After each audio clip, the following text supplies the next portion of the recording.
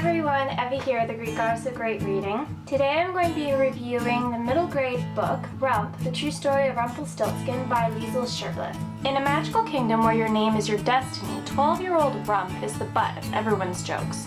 But when he finds an old spinning wheel, his luck seems to change.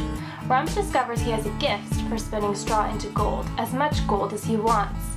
His best friend Red warns him that magic is dangerous, and she's right. With each thread he spins, he weaves himself deeper into a curse.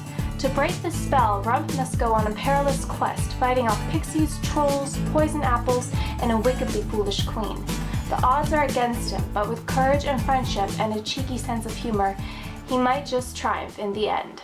Now, this story was really fun to read. The main premise of the story is that your name is your destiny, and you need to follow along with what your name is going to tell you and what you're going to do with that name in your life. And on the subject of names, Liesl Shurtliff, the author, not a strange name per se, but a name that is not as common as, say, Jessica or Ashley. I kind of relate to Liesl and Rump because Rump is not a very nice name. Rumpelstilskin, on the other hand, is a very cool name, in my opinion, but Rump has to deal for most of the book with the fact that he thinks his name is Rump. As we know, it is not, but he, for most of the book, only knows the fact that his name is Rump. And my name being Evdoxia, I've had to kind of, over the years, give people other ways of saying my name, nicknames and such, because no one ever even tries to say my name. I remember when teachers would read off the attendance, they just get to my name and pause and not even try and just say, I'm going to say this name wrong, and I knew it was me they were talking about. So I feel for Rump that he's kind of embarrassed about his name. I was for the longest time, but now I don't care. I tell people this is my name and you better try and figure it out because I'm not going to change it just for you. Now, Rumpelstilskin is in many folklore. The original tale is obviously written, I believe, was by the Grimm brothers. I could be wrong there. But Rumpelstilskin has been recreated into many different other stories. My favorite one is Once Upon a Time, the TV series. And in that one, he still is very mischievous. He's obviously a lot older than the Rumpelstiltskin in this book. And he's very mischievous. He's always making bargains. And like the original tale, he tells the queen, or the future queen, I will do this for you, or I will make this wish for you, or I will spin the straw into gold if you give me your firstborn child. In the original tale, it's the miller's daughter who he spins the straw into gold, and she becomes queen, and then she has to give him her firstborn unless she guesses his name. And in Once Upon a Time, it's Cinderella who goes to the ball, and Rumpelstiltskin is actually the fairy godmother in this sense, but not really because he kills the fairy godmother. But Rumpelstiltskin is very different in this book. He isn't always the villain as he is depicted in other folklore. In this one, it's just that he happens to be caught up in this curse and he can't choose what he bargains. In this one, the curse doesn't allow him. If he spins straw into gold and then he makes a bargain with someone saying, what will you give me in exchange for this gold, and people can say whatever they want, anything, even just like, I'll give you this piece of paper, and he has to agree. He can't say anything, he can't bargain at all, which is a bit different from the original tale. You seem to think that Rumpelstiltskin is always bargaining for the biggest thing. And in this story, the miller's daughter just happens to be really stupid and doesn't realize that she can literally bargain anything. So she bargains away first a necklace and then a ring. And Rumpelstiltskin's thinking to himself, or Rump is thinking to himself, that's not so bad. But then the miller's daughter goes and says, I have nothing else to give you, I will give you my firstborn child. And Rump doesn't want her firstborn child, so he tries to go far away to never hear of her birth, because if he hears of the miller's daughter's birth to her child, then he has to go and take what is rightfully his, and he doesn't want it. And nobody gets that. In the story, Rump is friends with Red.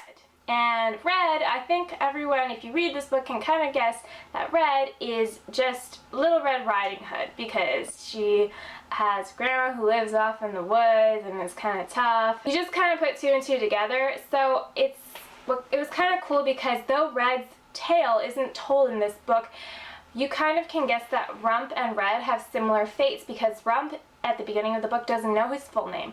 And it seems that Red also doesn't know her full name because her full name is Little Red Riding Hood. And we don't know this yet because maybe her story hasn't been told. Maybe Liesl Shurtliff will write a story for Red. Who knows? I like how it goes into the backstory about Rump's talent in this book.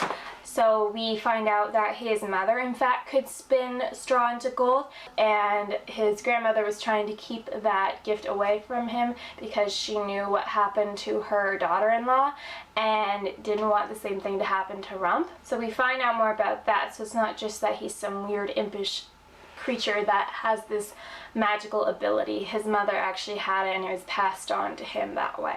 I did really love the character of Red just because she's so feisty and she just punches Rump whenever he's being an idiot, and she says you're an idiot, and I just love that she's so blunt with him and doesn't give him any special treatment just because he's her friend. She's brutally honest, and that reminds me of myself. When I'm upset with someone or I think they did something stupid, I tend to just hit them up the side of the head, if it's boy especially. My boyfriend can attest to that. So I just saw a lot of Red in me, and it is really funny and fun to read.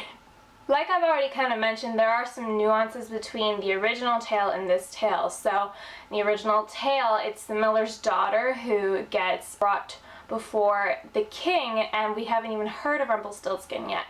And father, who's really greedy, again in this book we have a greedy miller, and he tells the king that his daughter can weave straw into gold, and she obviously can't do that, and upon threat of death, the miller's daughter must do this. In the book, the miller's daughter's name is Opal, and this is all a big misunderstanding because the miller knows that Rump can spin the straw into gold, but he wants his daughter and his family to benefit from it, so he puts it on her. But the miller knows that Rump is a good boy and will try to help his daughter. So Rump goes to help her and try to fix what he has started by turning the straw into gold for her. And in the original tale, Rumpelstiltskin kind of just appears out of nowhere and says, what will you give me? And I will spin the straw into gold for you. And he does all that. Let's fast forward a bit because we know that he spins the straw into gold in both tales, and then she promises her baby to him. And the big premise in both tales is that Rumpelstiltskin says, I will give you your baby back if you can guess my name. And in the original tale, you just assume he's being kind of an asshole because no one can guess that name. It's very unique, and he doesn't think anyone will ever guess it. But in the book, Rump wants Opal to guess it because he thinks maybe she'll actually guess my name. Maybe she'll figure it out for me and I'll finally figure out my name, because he still doesn't know it at this point. He knows his name at that point is Rumpel near that point in the book, but he doesn't know that his full name is Rumpelstiltskin. But I highly recommend you guys pick up Rump, The True Story of Rumpelstiltskin by Liesl Shurtliff at a bookstore near you, because it's really fun, and if you like fairy tales and kind of origin stories of those fairy tales, this is really cool. And I also really like villains origin stories specifically, and Rumpelstiltskin is a really cool one, so this is really fun to read and see, so definitely pick it up as soon as you can.